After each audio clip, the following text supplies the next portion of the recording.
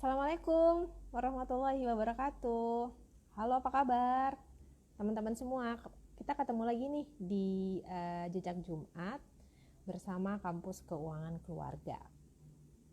Nah, hari ini sebenarnya kita itu akan mendiskusikan sebuah isu yang sebenarnya banyak banget dibincangkan gitu sekarang sama ibu-ibu, sama bapak-bapak juga, maksudnya sama parents gitu. Kenapa? Karena hari ini kita akan membicarakan tentang dana pendidikan.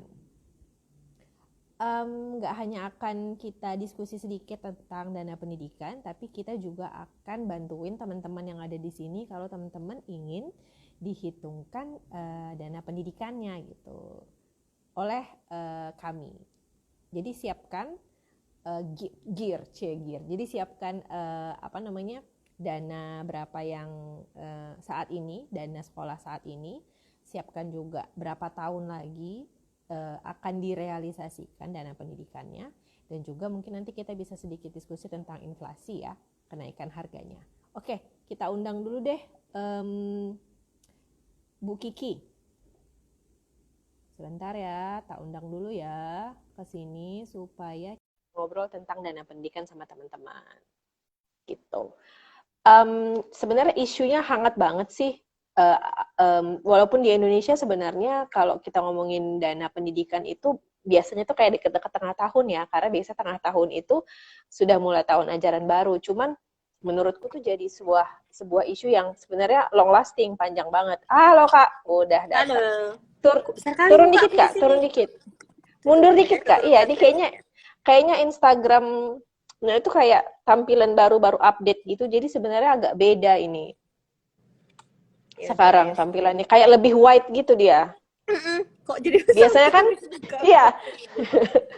Mundur dikit berarti Kak, mundur dikit. Oke, mundur dikit. Mundur dikit. Aku kok pas ya, alhamdulillah. Ready Kak? Ready. Tunggu ya, sebentar. Tunggu ya, ini laptop perlu disituasikan dulu. Nggak apa-apa. Silakan disituasikan dulu Kak. Jadi teman-teman boleh ya siapin kira-kira mau dihitungin dana pendidikan apa nih sama Kak Kiki gitu. Ada yang mau dihitungin TK-nya SD, SMP, SMA, kuliah, S2, atau mau ada yang S3 kan Kak? Nah, mana tahu yang buat dana pendidikan buat diri kita sendiri, bukan buat anak juga boleh. Nanti kita bantu menghitungkannya gitu. Oke? Sip? Ya. Mantap. Buka semua yang nampak, apa-apa ya. Oke, sip. Oke, kita mau sebelum kita masuk ke situ Kak, mungkin preambul dulu kali ya Kak, pembukaan dulu kali ya sedikit ya. Ngapain tentang kita hari dana ini pendidikan. sebenarnya? Ya itu, jadi sebenarnya tadi sudah, gimana Kak? Tunggu ya, masih merek dia, tunggu. Oke. Ini oke, jadi tentang dana pendidikan ya udah tadi kan udah sempat lah beberapa ada sempat Instagram story dikala sedang menanti lagi apa ke pantai tadi pagi, jadi sempat ngeposting sedikit tapi cuma sedikit kepotong, jadi lengkapnya di sini aja kita ngobrolnya. Nah, memang tema bulan ini tuh kita pilih tentang pendidikan karena ya kayaknya kalau di kelas juga yang selalu ditanyain itu, udah gitu yang apalagi tuh. Kalau di kelas yang ditanyain terus-terusan tentang dana pendidikan, cara ngumpulinnya. Terus yang memang luar biasa orang tua Asia kan, orang tua Asia nih ya, aku bilangnya memang kan ngumpulin uang sekolah itu sangat penting buat dia gitu loh. Beda dengan orang yang di luar negeri kan memang cenderung disuruh ya udah anaknya gimana caranya ngebiayain sekolahnya sendiri. Kenapa dia nilangin? Hilang Kak? Enggak Kak? Halo? Okay. Ada? Aku mendengarkan dengan seksama Kak. Lanjut Kak. Terus abis itu itulah kenapa pertimbangannya kita bulan ini tuh milih untuk ngebahas tentang dana pendidikan.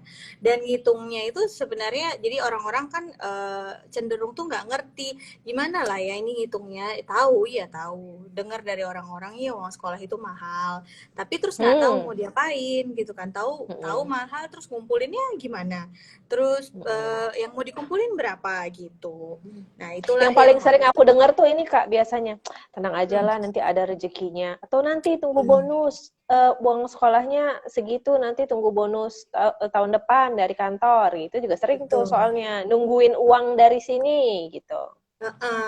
Jadi memang sebenarnya ini mungkin kan PR besar orang tua ya dari dulu, yang mau disiapin kan nggak dikit kan, TK, SD, SMP, SMA, kuliah, 5 jenjang, kalau mau sampai S1 aja 5 jenjang. Nah tapi terus habis itu gimana? Kalau misalnya kita nggak simpan dari sekarang terus gimana? Karena kalau satu anak iya 5, kalau yang 2 anak 10 berarti tujuan keuangannya. Ada TK, SD, SMP, SMA dan kuliah itu 2 gitu. Ya rezeki anak memang ada yang atur, tapi caranya kita gimana untuk mencapainya tadi gitu kan. Nah, supaya jangan Setuju. salah arah, itulah kenapa kita bikin hari ini ngobrol-ngobrol. Terus kalau misalnya ada yang mau dihitungin, ya udah sini kita hitungin supaya tahu kebutuhan nabungnya berapa gitu. Ya itu sih, mungkin apa mau sambil dibuka aja ya di ini Langsung aja di Kak buku. maksudnya. Langsung aja kalau misalnya ada yang mau nanya, Kak udah tahu segini nilainya, sekarang segini uang masuknya Mm-mm. berapa tahun lagi, sini aku hitungin Mm-mm. gitu. Sambil Oke. menanti, Sambil sambil menanti, menanti, mm-mm. sambil menanti aku mau bilang, kalau kita dalam milih sekolah itu tuh yang perlu dipikirin tuh bukan cuma uang masuknya aja. Jadi yang harus dipikirin tuh uang bulanannya berapa. Itu satu. Terus yang kedua biaya-biaya lainnya berapa. Yang ketiga biaya sosialnya berapa. Ya kan? Sosial itu tuh sebenarnya yang kadang-kadang tuh agak nggak miss sama sebagian orang kan Kak sebenarnya. Terutama tuh Nah, kadang kalau kita tuh yang mau gaya-gayaan dalam tanda kutip mau masukin anak ke sekolah internasional sekolah, mau masukinnya yang seperti inilah. Kadang kita tuh miss di bagian biaya sosial, bukan biaya sosial kita aja yang emak-emak mungkin ikut duduk-duduk nongkrong ngopi-ngopi betul sama sambil emak-emak di nunggu-nunggu sekolah, kan, tapi nunggu jemput ya, kan tapi gitu kan. juga biaya sosial anaknya sih Kak menurutku ya, yang kalau misalnya di Malaysia ini kan pas migel itu kan udah kayak kacang goreng lah dengan harga yang Iya, segitu menurutku kan lumayan. Itu kan sebenarnya biaya sosial yang kadang juga harus dipikirkan juga sama orang tua gitu. betul. Jadi yang nggak boleh dilupa sama orang-orang itu adalah, konsekuensi dalam kita memilih sekolah itu bukan cuman kurikulum, ya itu kan maksudnya yang di Hmm, luar ini ya, kita kan hari ini hmm, bicara duitnya kan. Kalau misalnya iya, milih lokasinya, kurikulumnya, transportasinya dan lain-lain itu ada yang terpisah yang akan harus kita hmm, pikirkan. Nah tapi yang satu lagi betul. yang harus kita pikirkan itu ya itu dia biaya sosial itu. Karena Hmm. begitu once anak kita udah masuk ke situ dan dia akan hidup di lingkungan itu, artinya ya mau nggak mau dia akan ngikut. Kalau misalnya dia pun nggak Hmm. keikut ya dia kasihan gitu sih. Jadi jangan lupa ada konsekuensi yang datang ketika kita milih sekolah yang mana yang kita mau gitu. Oke, Udah ada sip. yang lain Ini tadi belum? udah ada nih Kak, udah ada beberapa. Ada satu yang cukup detail. Enggak, sebenarnya masih kurang sedikit detail sih ini menurutku pertanyaannya Kak. Mbak Farhini menghitungkan uang untuk S1 PTN Negeri 2 tahun 2022. Kalau kita sudah punya hitungan sendiri, lalu Kak Kiki hitungin inflasinya gimana? Boleh, coba bilang aja angkanya berapa. 2022 Mm-mm. itu berarti 2 tahun lagi dong. 2 tahun lagi ya Mbak Farhini ya, berarti sekitar 2 tahun lagi lah Kak, iya. Nggak Berarti sampai dua pun, tahun karena kan biasanya di- masuk kuliah itu kan nggak tengah tahun kan ya, berarti mungkin setahun setengah lah. Mm-mm. setahun setengah. Tapi nggak Mm-mm, apa-apa. setahun Coba setengah. sekarang angkanya berapa Mbak Farhini? Oh, sudah di Ada depan laptop ada. loh. Oh ya, jadi Mumpuni ini. langsung sekalian nyari ya Kak. Oke. Biar tahu. Nah, oke. Sambil nunggu Mbak Farhini menjawab, mana tahu Mbak Farhini nanti menjawab di bawah. Ini juga ada yang nanya Kak, di bagian fitur question. Ini kayak baru ya Instagramnya ya. Ada fitur-fitur di bawahnya ini. Oke. Enggak sih, Em, fitur question udah lama. dari udah deh. Oh, aku baru tahu berarti. Oke, oke. Bentar. Dari Mbak Makilatos, investasi yang tepat untuk mengumpulkan dana pendidikan anak di mana, Kak? Nah, iya itu. Jadi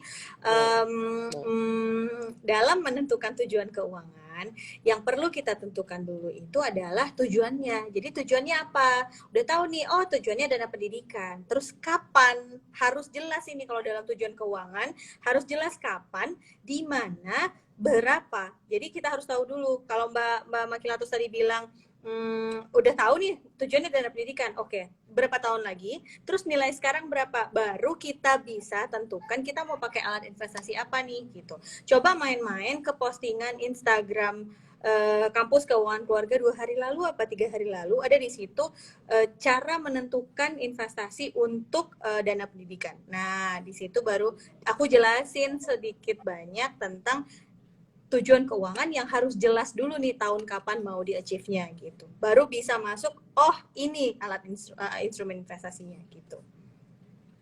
Oke, sip.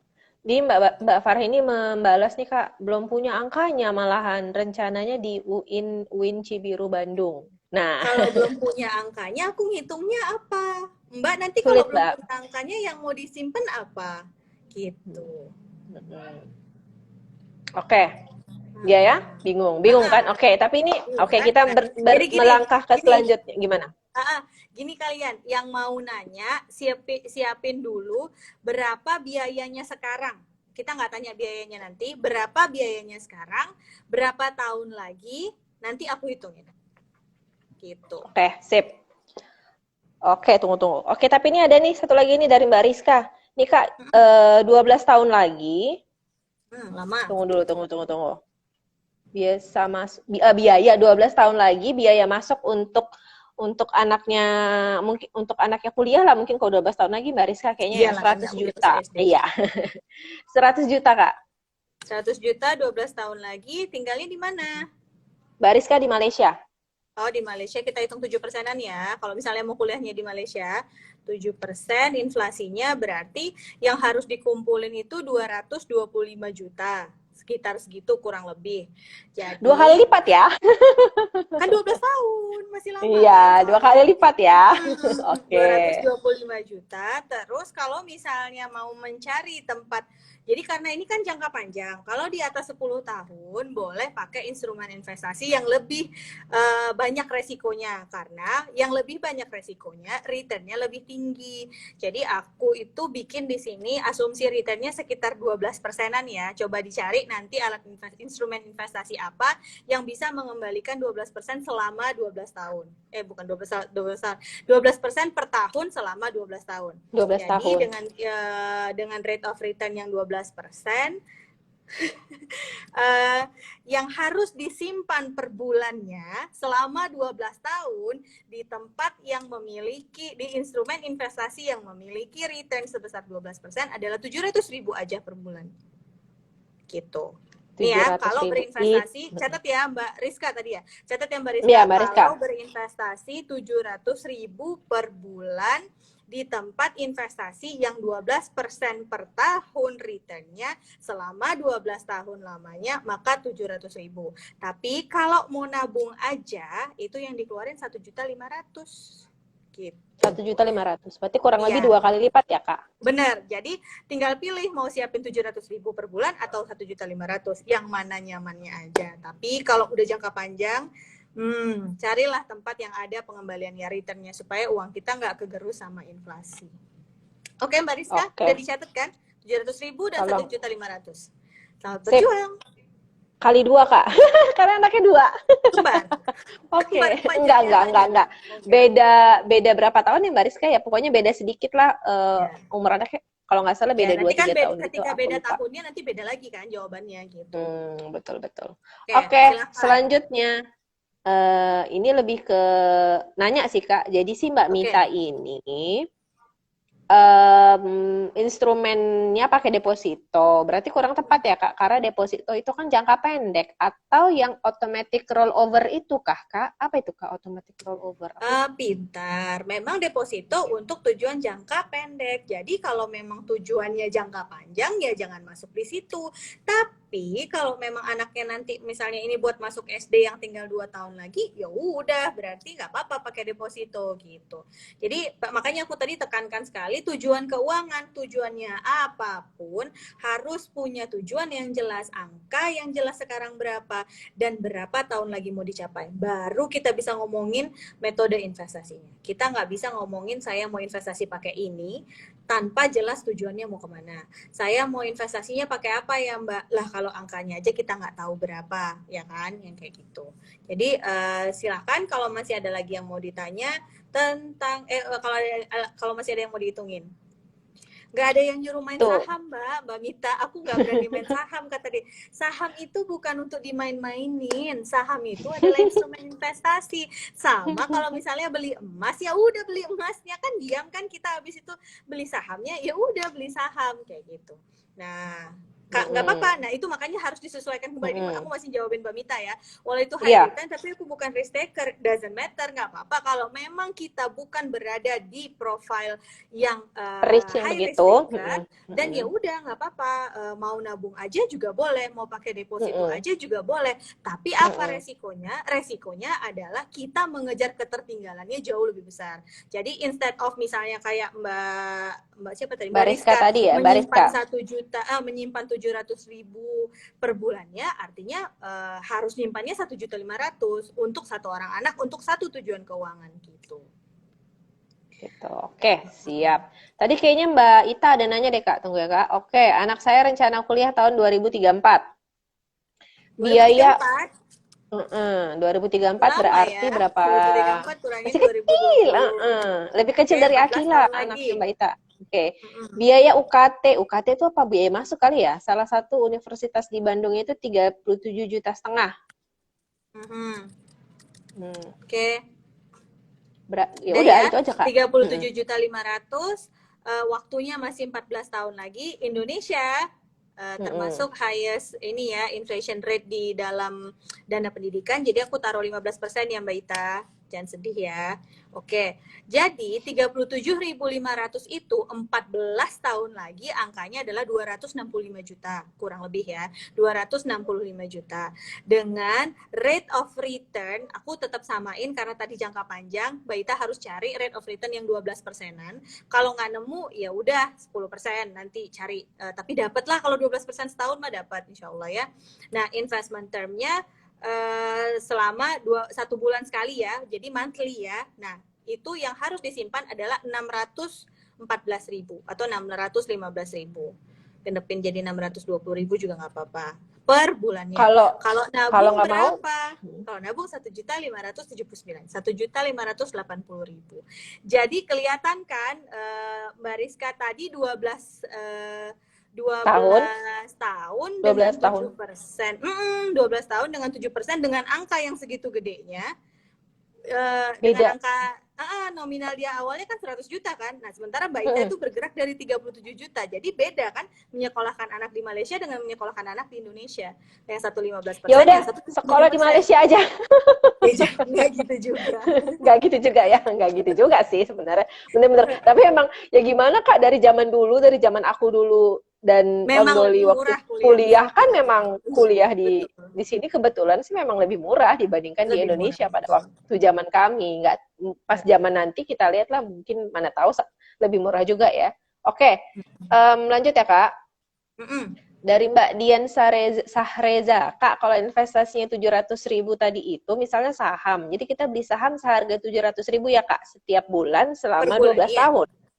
Selama 12 tahun, iya, rutin. Harus rutin berarti ya Kak? Iya, rutin, jangan di skip.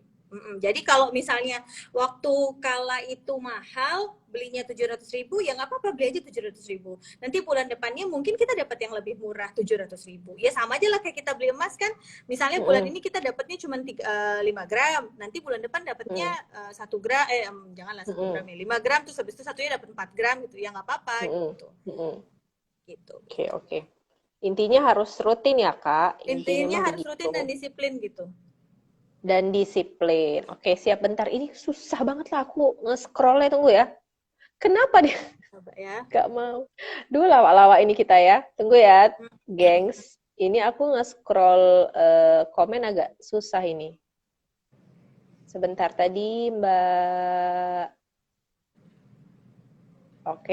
Oke, Mbak Farhini sudah ada angkanya Kak. Kekurangan Oke, dana masuk. Oke, di tahun 2020 kan dia tadi mau masukin anaknya 2022, 2 tahun ya. Iya, 2 tahun lagi. Dia kurang dana 25 juta lagi. Oke, 25 juta lagi, kita hitung rate inflasinya 15% ya, kita ambil yang ekstrim atas ya, supaya, karena ini kan tinggal 1,5 tahun lagi sebenarnya gitu ya.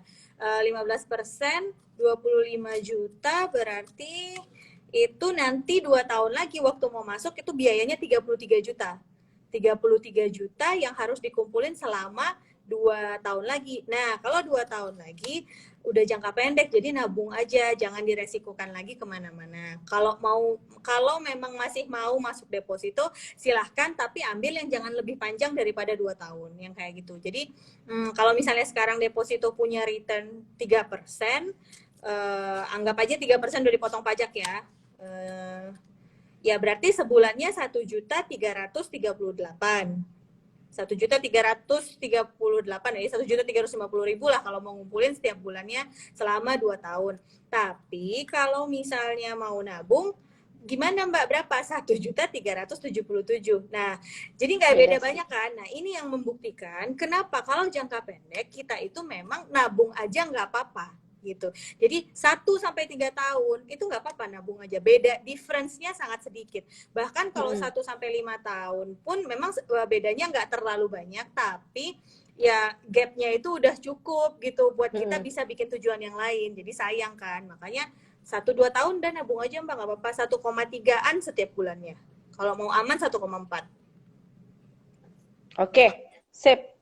Dicatat ya Mbak Farhini tadi ya. 1,3 sekitar itu, dalam range itu. Nabung saja boleh. Boleh. Nabung saja boleh. Silakan, oke, Mbak Mit. Halo, halo. Halo, saya Kak. ada, saya Kak ada. Kiki. Ada ya? Saya ada. Maaf ya, Kak. Tiba-tiba ada telepon. Ada telepon masuk. Oke. Waduh. Gak apa-apa. Lanjut, Kak. Dari Mbak Mita. Kak Kiki, kalau kayak kasus kemarin, biaya kuliah misalnya 100 juta. Ternyata 10 tahun lagi kan jadinya 259 juta.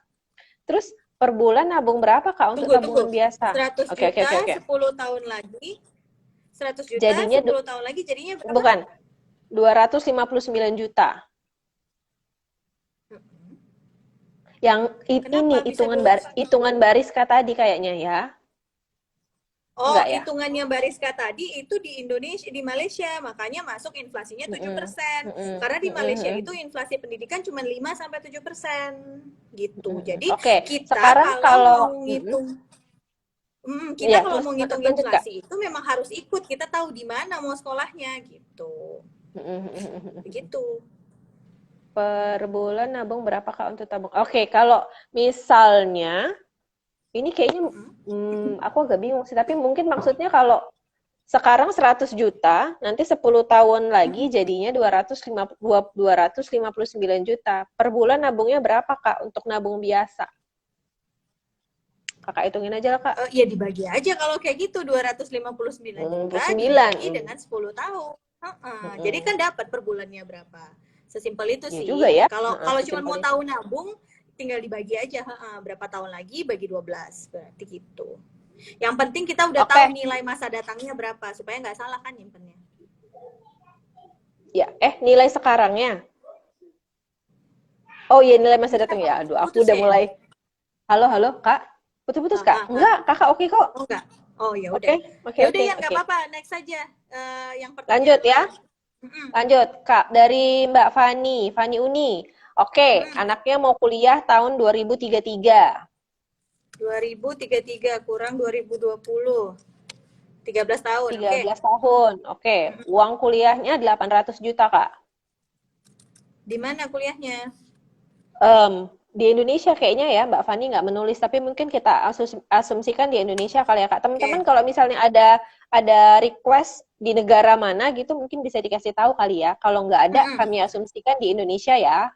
Dengan inflasi 15% ya. Jadi 800 juta itu 13 tahun dari sekarang dengan inflasi 15%, kejadiannya yang harus dikumpulkan adalah 4,9 M. Ya Allah, Kak. Puyeng langsung. Oh, di Jepang. Oke. Oke, Mahal, sebentar. tapi nggak apa-apa deh, kita pakai yang rata-rata aja ya, 10% kalau gitu ya. Aku nggak masukin 15% ya. 10%. Jadi ingat ya, ini yang dihitung sekarang itu adalah dengan inflasi 10%. Jadi dihitung ketika nanti kalian udah menemukan inflasi yang tepat, hitung ulang. Aku tuh sekarang kira-kira 800 juta 13 tahun lagi dengan biaya dengan inflasi 10%, yang harus dikumpulin adalah 2,7. M. Ini pasti dari 2,7 M. Terus dengan 13 tahun lagi kita cari investasi yang returnnya lebih dari 10%. Kalau tadi aku bilang rata-rata 12%.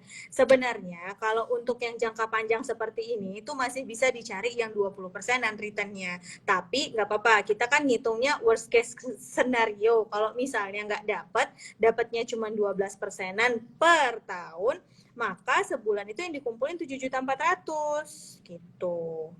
Dengan cara berinvestasi. Kalau pakai nabung kayak mana? 17.700.000. Jadi berinvestasilah. Dan gimana caranya supaya lebih kecil? Berinvestasilah dengan return yang lebih tinggi. Kalau, catat ya Van, tadi itu returnnya 12%. Jadi kalau 12% per bulan 7,4. Tapi aku naikin. Kalau dicari tempat berinvestasi yang returnnya 20%, maka yang dikumpulin cuma 3,8. Oke. Oke. Cuman Jadi masih ada ya Kak, berarti ya 20% itu masih ada ya Kak? 20% ada. Masih ada ya? Ada. Kalau Ya, pebisnis tapi ya ada. pokoknya Jagolah. inget aja, pokoknya high risk high return teman-teman. Ya, Gitu betul. aja Ingat sebenarnya. High risk, high return. Oke. Ini Mbak Nanda ada nanya sedikit nih Kak. Yang kayak Boleh. persentase inflasi tadi yang di Indonesia Kak bilang kan sekitar 15% tuh. Sudah termasuk nggak kalau pilihannya itu universitas dan fakultas favorit, contohnya kedokteran? Sudah. Jadi memang Kira-kira di ya. Indonesia itu rata-rata 10 sampai dengan 15% tergantung kota. Nah, tapi 15%-nya itu udah yang paling topnya lah gitu. Sampai saat ini sih segitu ya. Nggak tahu kalau misalnya tiba-tiba selepas pandemi mereka mengada-ngada menaikkan uang kuliah. Nah, itu aku juga nggak paham ya. Jadi mesti dilihat lagi, tanya ulang. Tapi kan kita udah mempersiapkan dengan nilai yang paling tinggi, inflasinya 15% gitu. Oke. Ini dari Nilda Novianti, Kak. Kak. Si Nilda. Nah, Kak, investasi pendidikan untuk masuk SD tahun 2024 kira-kira berapa ya, Kak? Berapa angkanya? Masuk SD-nya berapa Berapa uang angkanya? pangkalnya? Uang pangkalnya dicatat dulu ya, Cari ditaruh di dulu uang kolom pangkal komen masuk ya. SD-nya berapa? Kira-kira berapa? Mm-mm. Oke. Ini Kak Fani. Kalau nggak dapat beasiswa, investasi apa tadi udah Kak jelasin ya. Tunggu aku baca dulu satu-satu. Jadi, oke, Mbak Farhini tadi melanjutkan Kak pertanyaannya. Anak keduanya akan kuliah di tahun 2026. Nah, anak kedua nih Kak. 2026, Oke, berarti 6 tahun. 2026. Ini udah Tadi 2020 kan, akhir ya, 5 tahun ya Mbak? ya Oke. 5 tahun. 5 tahun Berapa untuk nilainya? 40 juta Kak. 40 Oke, juta. 5 tahun lagi. 15% inflasinya, berarti 5 tahun lagi yang harus terkumpul adalah 80 juta ya Mbak. 80 juta dengan tempat investasi yang returnnya 12%, yang harus dikumpulkan adalah 985.000 per bulan. Sejuta lah ya, 1 juta per bulan. Kalau nabung berapa? 1.340.000. Nah, jadi bisa ya dicari investasi karena lumayan 300.000 bisa Lumayan buat 300. tujuan keuangan lain. Iya, gitu. Iya, 300.000 kalau udah dikali 5 tahun kan lumayan ya soalnya. Aku ulang sekali Terasa. lagi ya Mbak Farhini ya. Catat Iya. biaya 40 juta sekarang, 5 tahun lagi dengan inflasi 15%, yang harus dikumpulkan adalah 80.500.000. Nah, returnnya berapa? Kalau returnnya 12%, investment termnya setiap bulan, secara bulanan kita nyimpennya, maka yang disimpan adalah 985.000. Nanti kalau nabung berapa? Kalau nabung 1.340.000. Gitu ya. Sip, sudah dicatat. Oke, sip. Catat ya. Mm-mm. Oke. Yan, kita nggak bagi-bagi voucher hari ini ya? Bagi ya? Boleh. Bolehlah Boleh. nanti bagi-bagi voucher ya. Nanti setelah acara aja tapi ya. Ya, setelah acara. Oke. Agak bingung nanti. Oke. Mbak Desi Uti. Mbak Desi, biaya sekolah itu yang dihitung biaya masuk sekolah aja atau biaya full sampai selesai sekolah, Mbak? Terus inflasi di Singapura berapa ya? Oke, gini. Jadi dalam mengumpulkan biaya sekolah itu tuh pilihan orang tuanya. Tapi kalau SD, SMP, SMA itu kan biasanya kita orang tua masih di dalam usia produktif lah ya. Kalau yang nggak telat biasanya ya kalau yang nggak telat punya anaknya, biasanya itu kita masih masih di usia produktif, sehingga kita masih menerima gaji per bulannya yang bisa dipakai untuk membayar uang sekolah bulanannya. Nah, jadi cukup yang kita kumpulkan adalah uang tahunannya aja. Uang pangkalnya, uang registrasinya, uang tahunannya. Nah, itu cukup itu aja. Nanti yang field trip, buku, seragam, dan lain-lain itu boleh pakai uang gaji kita bulanan untuk membayarnya. Tapi kalau misalnya untuk kuliah, itu bisa juga dihitung kemampuannya. Kalau kita mampu saat ini itu kita mampu menginvestasikan untuk sampai dia selesai kuliah, ya nggak apa-apa, lebih bagus lagi gitu. Tapi kalau misalnya nggak cukup, karena kan gini, tujuan keuangan kita kan bukan cuma ngumpulin uang kuliah anak aja kan, gitu kan, ada tujuan-tujuan lainnya. Kalau nggak cukup, ya nggak apa-apa, kumpulin buat uang masuknya dulu dan tahun pertama. Amankan uang masuk dan tahun pertama. Kalau buat aku sih itu.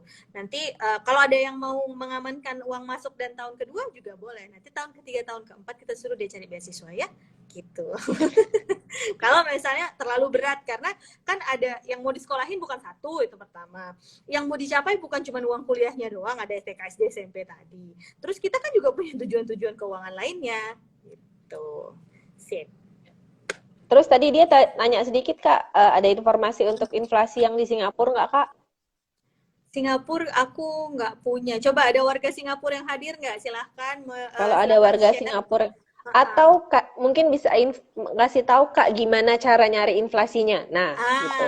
Oke. Mm-mm. Benar. Jadi, cara mencari inflasi untuk biaya sekolah ya, biaya pendidikan adalah dengan cara bertanya ke sekolah atau kunjungin websitenya, cek harga uang sekolah tahun ini dan tahun lalu. Lihat mereka naikinnya berapa persen.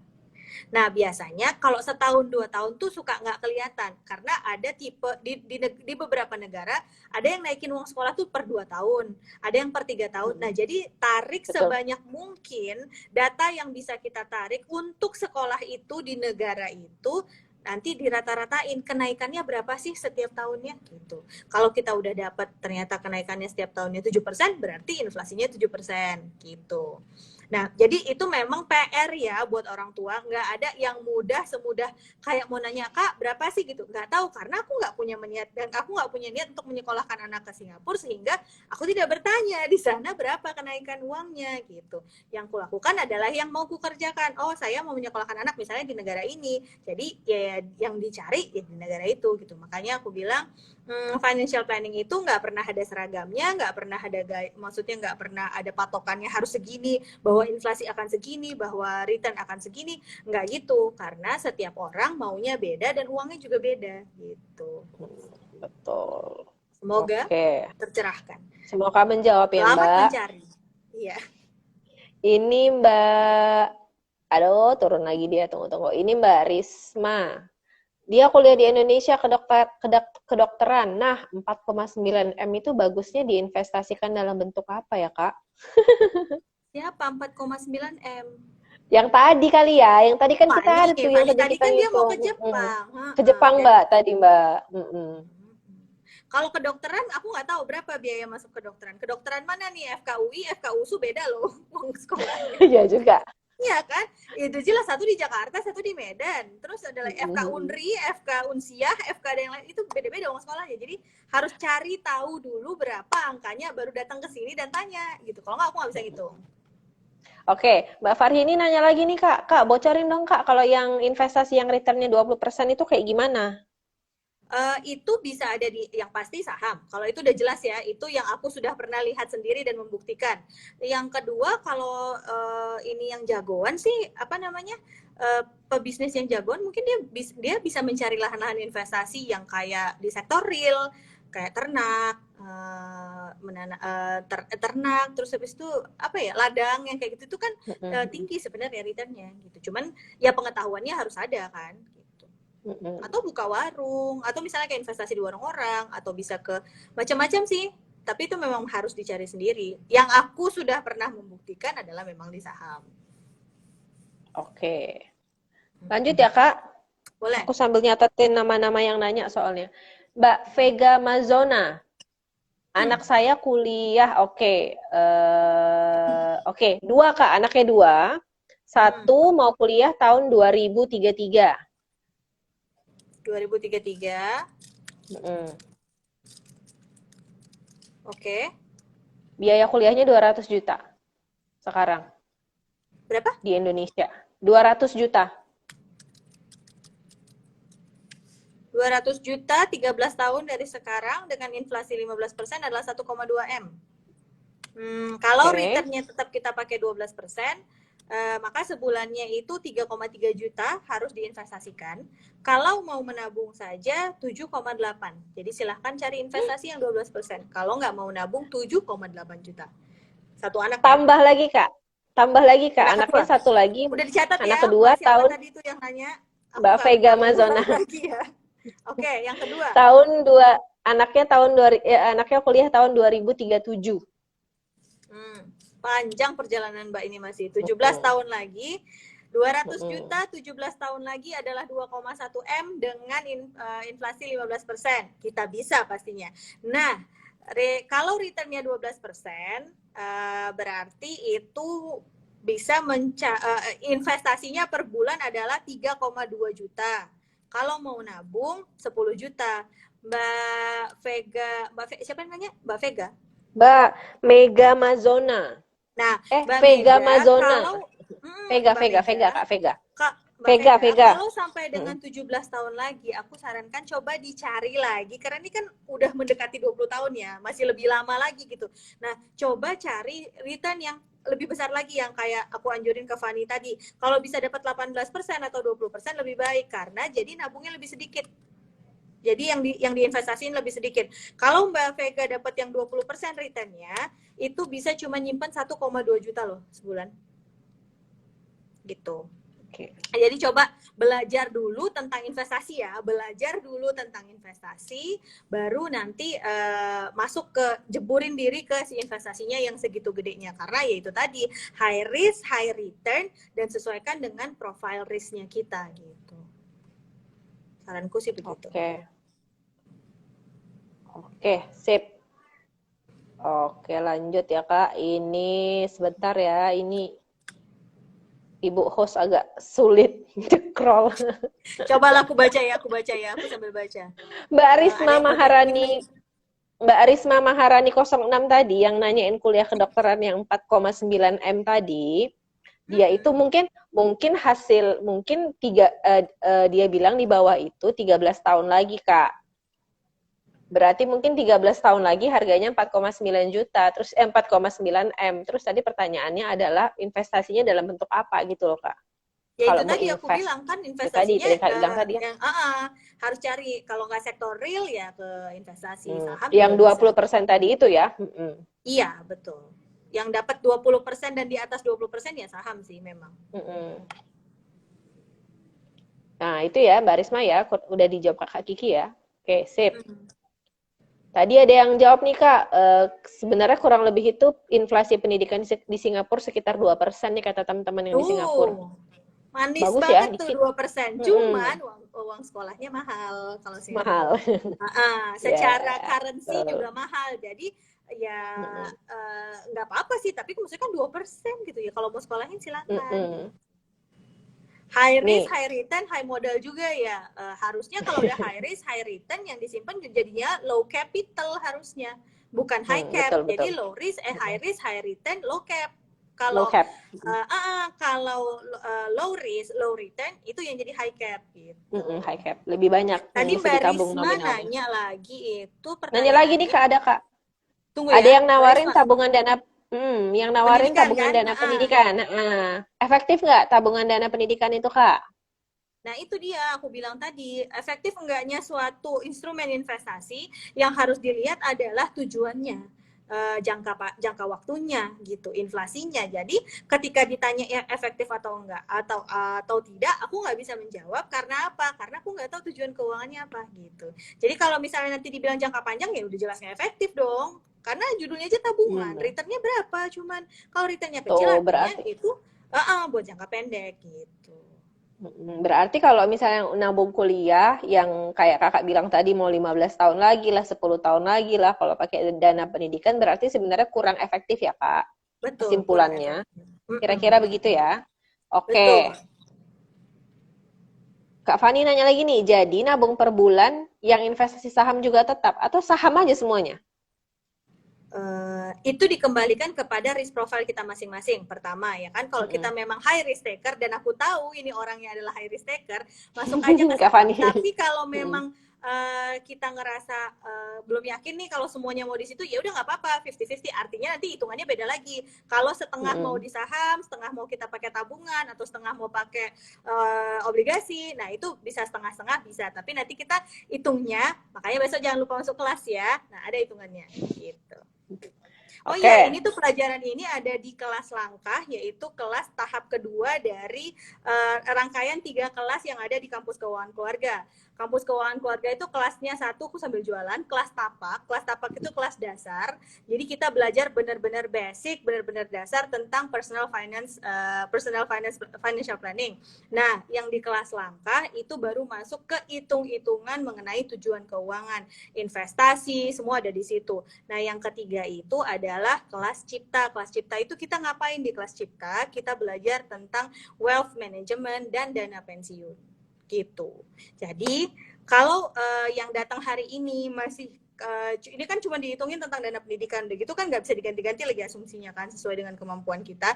Silahkan ikut kelasnya, nanti diajarin sampai mateng, ya kan? Gitu, sampai pintar lah insya Mateng. Allah. Sampai Oke. mateng. Sip. Ya, Lanjut apalagi? ya, Kak. Pertanyaan selanjutnya kita tinggal 15 menit lagi loh. Waduh, Oke, pertanyaan selanjutnya dari Mbak Dian Sahareza. Kak, kalau asuransi pendidikan itu sama dengan investasi nggak, Kak? Asuransi enggak. pendidikan. Enggak, aku langsung enggak. Asuransi pendidikan, dan judulnya aja asuransi, di mananya investasi bukan. Asuransi adalah asuransi, jadi dia fungsinya adalah mencegah kita terhadap resiko, menjadi proteksi kita ketika ada resiko terjadi kepada diri kita. Jadi asuransi adalah perlindungan. Sementara investasi adalah tempat ketika kita mendatangi resiko. Jadi kalau kita berinvestasi artinya kita akan terpapar dengan resiko. Jadi beda kan, yang satu asuransi memproteksi kita dari resiko, yang satu investasi tempat kita akan terpapar resiko. Nah dia kalau disatukan agak suka kurang kawin, tarik menarik antara return of investasi sama biaya-biaya asuransi gitu. Jadi kalau misalnya teman-teman udah mulai punya pengetahuannya, belajar baca polisnya, harusnya udah tahu nih nanti kesimpulannya apa gitu. Nah aku tuh nggak menyarankan, tapi ada orang-orang tertentu yang memang perlu masuk ke bagian si asuransi pendidikan tadi. Siapa orang-orangnya? Masuk ke kelas gitu. Bagus nih, Kak. Bagus, Kak. Siapa Nanti orang-orangnya masuk ke kelas. karena nanti kan lebih detail ya kalau di kelas Karena kan. kalau dijelasin di sini tanggung gitu ya kan. Kalau investasi Oke, itu Mbak saham Risma terus pas nanya butuh nanti. nanya lagi, Kak. Kalau investasi saham terus pas butuh nanti tapi tidak kejadian pandemi kayak sekarang, terus aku bakalan kayak tahun ini jadi nangis darah, Kak? Oh enggak, tentunya tidak. Jadi gini, kalau kita masuk ke saham itu kita harus sudah tahu dia long term, ya. Itu satu. Yang kedua, apa caranya? 1 tahun sebelum uangnya digunakan kita harus sudah keluar dari situ.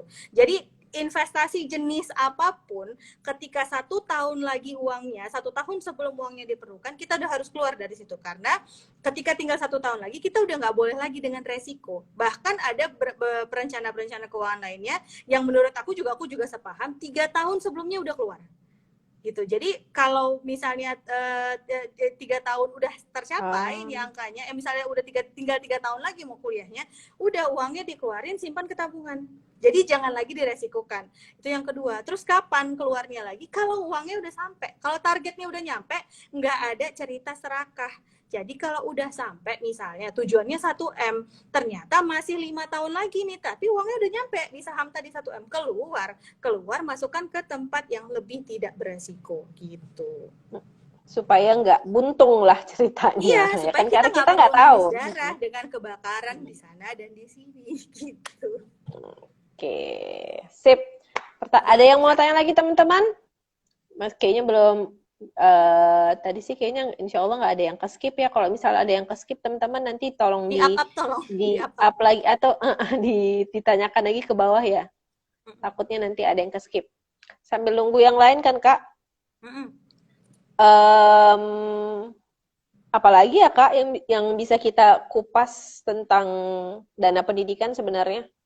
Yang paling aku suka ingetin itu adalah ini ya, dalam kita mengumpulkan dana pendidikan, suka kan banyak yang nanya, saya nggak tahu karena anaknya aja belum tahu mau kuliah di mana. Nah iya sama, aku juga begitu, dari mulai anak itu lahir juga aku nggak tahu kan dia mau kuliahnya di mana. Sekarang aja yang udah tinggal deket 6 tahun lagi, jadi dia belum tahu dia mau kuliah di mana. Jadi apa yang harus dilakukan? Kan jadi nggak tahu mau ngumpulinnya di mana. Tahu dong kan kita orang tuanya, kita yang punya kemampuan nyekolahin anak ini di mana. Ya udah, kita kumpulkan sesuai dengan kemampuan kita. Kenapa? Ya memang begitu caranya. Karena kalau nungguin dia sampai dia tahu dia mau kuliah di mana, kapan kita kumpulinnya? Udah telat kan jadinya gitu. Jadi kita sebagai orang tua tentukan aja kita sekarang mampunya ngumpulin buat anak ini kuliahnya di Singapura.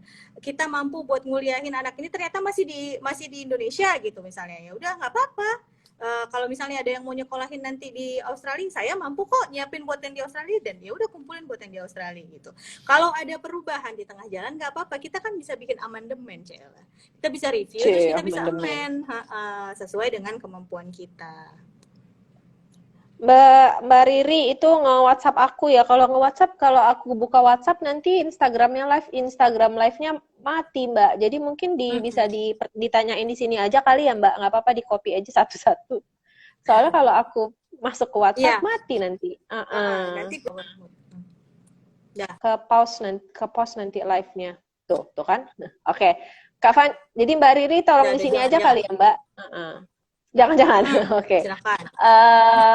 Kak Fani nanya lagi nih, kalau mau beli tanah atau properti kan tinggi juga ya kan Kak? Jadi emang harus nyari tempat yang bagus kenaikan harganya mungkin ya. Iya, betul. Kalau Kalau misalnya tanah atau properti. ada kan yang kayak orang tua kita juga biasanya kan gitu kan, beli tanah buat apa? Buat nanti kalau misalnya anaknya mau sekolah dijual ya. Sidul aja bapaknya jualan ini kan, anak Betawi itu, sarjana Tanah. Betawi itu kan kan Mm-mm. jualan tanah waktu Sidulnya mau di sarjana. Mm-mm. Jadi ya nggak apa-apa, bisa juga. Intinya kalau pendidikan nggak tercapai suruh cari beasiswa atau di Indo aja yang pas biaya betul, atau di mana yang memang kita mampu aja pokoknya. Jadi nggak usah Ya, lebay juga dalam menyiapkan uang sekolah anak ini sampai kita nggak jadi pensiun, sampai kita jadi nggak bisa kemana-mana, ya nggak gitu juga gitu. Jadi ya uang pensiunnya jalan, dana pendidikannya jalan, enak kali lah ya bisa ngomong kayak gitu semua bisa jalan. Ya bisa, karena kan kita yang tentuin, kita yang tahu proporsinya berapa yang harus kita siapkan gitu. mm-mm. Oke, lanjut tuh masih ada tuh Kak Mbak Farhini Kak. Mm-mm. Sektor real yang tadi Kakak Sektor bilang real kan yang tadi returnnya kakak bilang return mm-mm, 20% berarti ke ke usaha usaha langsung. langsung ya. Misal mau invest ke warung, maka kita wajib pelajari. Iya, betul. Jadi wajib pelajari laporan keuangannya. Kalau kita mau masuk ke sektor real, berarti kita ya nggak usah kan sektor real lah ya. Kita mau beli saham juga harus pelajari nih apa namanya laporan keuangannya minus apa Ya. enggak, laba atau enggak lah ya. Masa kita masa kita mau investasi ke tempat yang merugi. Jadi kalau apalagi di sektor real yang kayak warung, restoran, yang kayak gitu tuh memang harus jelas minta laporan keuangannya benar apa enggak, terus gimana manajemennya, ya itu harus dilihat semuanya gitu. Ya nih Ya Mbak namanya Arya kita Fu, mau betul semampunya. Riri tuh ya Arya Fu. namanya kita Arya Mbak, Fu. nggak tahu. Nggak tahu. Ya Ya pokoknya pokoknya kan ya benar, intinya kan semampunya nggak usah intinya lebay. mm-mm. Intinya kan kita mau investasi mau kemana pun juga kan kita harus jadi yang smart juga lah ya kan Kak. Jangan tutup mata terus pilih langsung mau cemplungin uang kita kemana. Ya investor-investor besar kayak Sandiaga Uno kalau dengar cerita dia kan belajar gitu. Dia harus Betul. tahu masukinnya itu kemana. Oke nih Mbak Riri dan nanya Kak. Anakku kuliah 12 tahun lagi di Malaysia.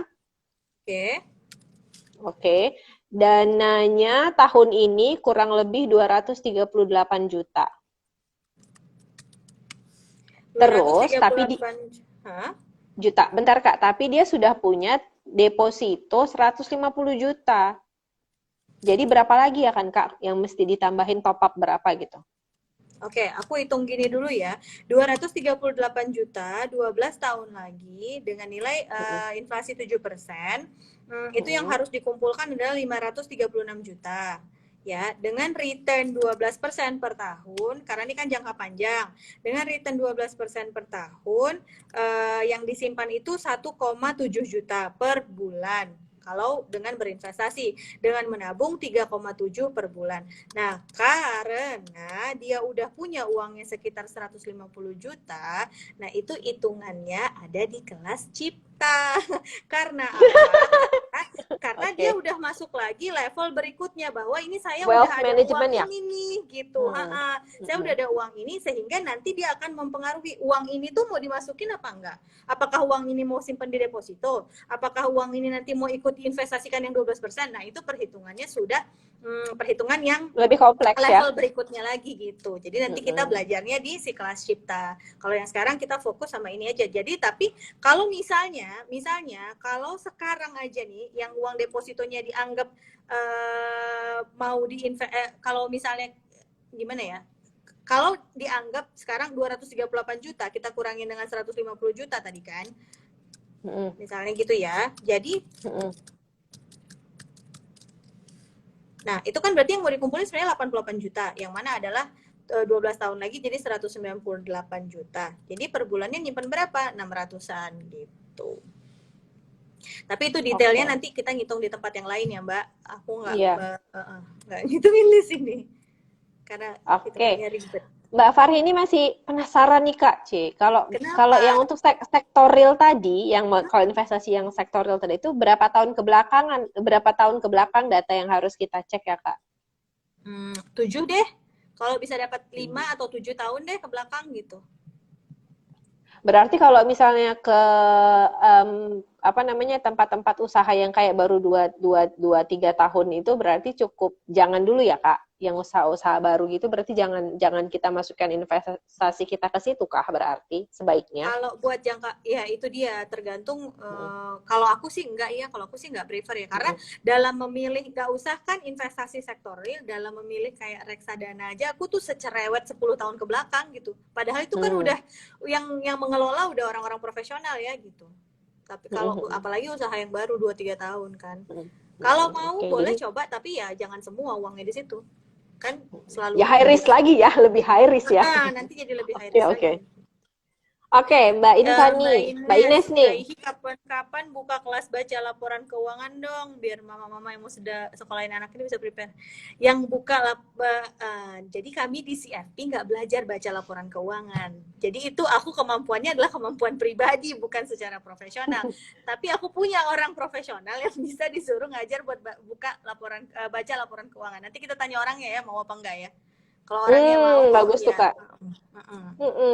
Bisa kita buka ya, mana tahu kan tertarik, banyak yang mau berinvestasi. Oke. Mbak Riri tadi masih nanya itu investasi untuk ngejar ketertinggalan biaya. Ya kalau jangka panjang mah ya itu kayak aku bilang, jangka panjang kan ya bisa reksadana saham, bisa sektor real gitu. Baca laporan keuangan, RDN udah siap tapi nggak paham fundamental, asik. Kita tanya nanti Bapak itu ya, Bapak itu adalah suami saya kebetulan. Nanti kita tanya kalau dia mau ngajar.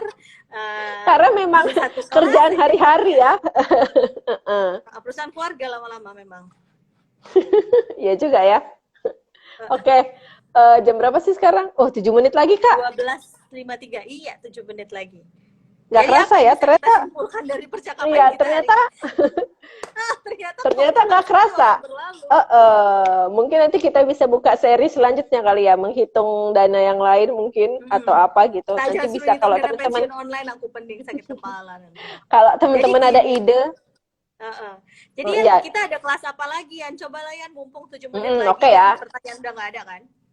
Iya, kita informasiin dulu. Oke. Bulan depan berarti kan ya, bulan Desember kita akan buka beberapa bulan ini dulu kali ya Kak. Sorry. Bulan ini pertama masih ada. Pertama bulan ini kita akan buka kelas manajemen hutang ya teman-teman. Untuk memanage utang itu kita buka di tanggal 25 November kalau aku nggak salah. Ya, pokoknya Rabu, ya benar ya.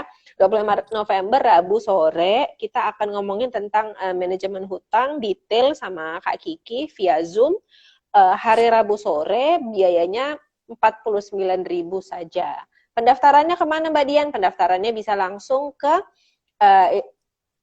profil Instagram Kampus Keuangan Keluarga. Nanti tinggal diklik di situ, nanti ada pendaftaran kelas manajemen utang. Apalagi Mbak Dian, Sebenarnya bulan ini kita tuh mau launch juga satu kelas, namanya kelas akar. Cuman memang belum kita publish di Instagram Kampus Keuangan Keluarga. Kelas akar ini apa? Kelas akar ini Tapi udah ada sebenarnya pesertanya gabungan. ya, Yan?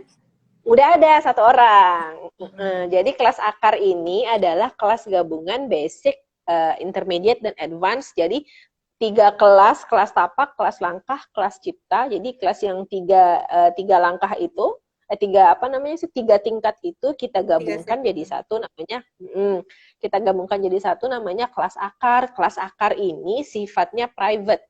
Jadi teman-teman yang mungkin nggak bisa ikutan kelas apa namanya secara bareng-bareng sama teman-teman karena mungkin jamnya nggak pas atau mungkin karena supaya pengen lebih intens aja belajarnya karena mungkin malu ada orang kalau ngomongin duit mungkin nggak tahu kan kita kan orang beda-beda ya. Boleh daftar itu pertemuannya 6 kali ya Kak? 6 kali pertemuan. Jadi ini kita lagi trial and error sama peserta yang pertama. Apakah 6 kali itu kepanjangan atau justru kependekan gitu. Jadi nanti kita kabarin lagi ya karena kita kabarin lagi berapa. Pokoknya intinya intinya jamnya itu kita bisa diskusikan mau jamnya jam berapa, maunya harinya hari apa. Jadi disesuaikan sama waktunya Kak Kiki sama waktunya teman-teman. Itu untuk kelas akar. Daftarnya gimana Mbak? Kalau mau daftar, mau lihat-lihat boleh ke link di bio. Kayaknya udah aku masukin belum ya? Kayaknya belum deh. Nanti aku masukin ya. Udah ya. Nanti aku, ada di situ teman-teman bisa lihat di situ kelas akar. Cuman memang dia agak lebih mahal. Dia biayanya 980.000 untuk kelas keseluruhan. Iya, jadi gabungan 3 kelas itu jadi di situ gitu. Itu kelas akar. Terus rencananya bulan depan, bulan Desember, kita juga akan buka kembali kelas tapak, batch selanjutnya, sama kelas cipta, kelas selanjutan dari kelas langkah yang sekarang. Gitu. Sama Minggu tanggal 29 November jam 2 itu kita ada webinar untuk tenaga medis ketahanan finansial menghadapi bencana kerjasama dengan Diva OFC. Jadi teman-teman kalau yang mau daftar juga silahkan. Sebenarnya ya semua informasi ini udah ada ya di Instagram kita, tinggal meluncur aja dicek, linknya udah tersedia di bio, tinggal meluncur, dibayar, terus formnya dikumpulin, udah selesai. Nanti iya, kalau bingung-bingung bisa nge-DM kita aja, insya Allah nanti akan dibalas. Kayaknya ini ada yang nanya dikit lagi nih Kak, Mbak Risma Kak, penutup. Kak Kiki kalau mau ambil reksadana saham untuk jangka panjang 13 tahun lagi, faktor yang perlu diperhatikan. Oke Kak, ngebut Kak. Faktor ketahanan mental 1 ya kan. Kalau ngelihat reksadana turun jangan nangis. Faktor ya itu dia tadi, baca prospektusnya, dibaca, cari tahu apakah lini usahanya masih relevan, reksadana yang diambil itu gimana gimana kinerjanya. Ya itu sih yang paling penting dilihat, itu kinerjanya. Terus ya udah gitu aja. Kalau udah bisa tahu kinerjanya 10 tahun ke belakang baik apa enggak, ya kenapa enggak gitu. Banyak-banyak berdoa aja. Insya Allah rezekinya ada. Ilmunya tuh harus ditambah gitu. Kalau ilmunya nggak ditambah, kita akhirnya kayak cuman masukin diri, mencemplungkan diri ke satu lubang yang kita nggak ngerti apa-apa, terus ya udah itu resikonya resiko kita. Jangan pasrah, jangan pasrah. Jangan pasrah, kita harus berusaha dong, harus belajar. Iya, betul. Rezeki itu memang ada, cuman kan kita harus cari. Betul. Sama yang kayak katanya itu loh, Yan, keuangan mah udah ada rezekinya masing. Orang mah udah ada rezekinya masing-masing. Iya, rezeki kan amanah buat kita. Kelola dengan baik gitu. Iya, belajar supaya tahu gitu. Oke, belajarnya di mana? Di Kampus Keuangan Keluarga. Oke, udah mau habis nih Kak. Penutup terakhir kayaknya itu aja ya teman-teman. Satu lagi nih mungkin aku mau ngingetin kalau teman-teman mungkin ada ide buat jejak Jumat selanjutnya kan. Mana tahu Kak tolong ini dong hitungin ini, atau Kak Kiki tolong bahas ini, boleh teman-teman nanti kasih aja masukan, bisa via komen, bisa via DM gitu ya. Terima kasih banyak teman-teman. Semoga hari ini bisa memberikan manfaat untuk teman-teman ya. Di follow ya Kampus Keuangan Keluarga. Terima kasih. Assalamualaikum. Waalaikumsalam.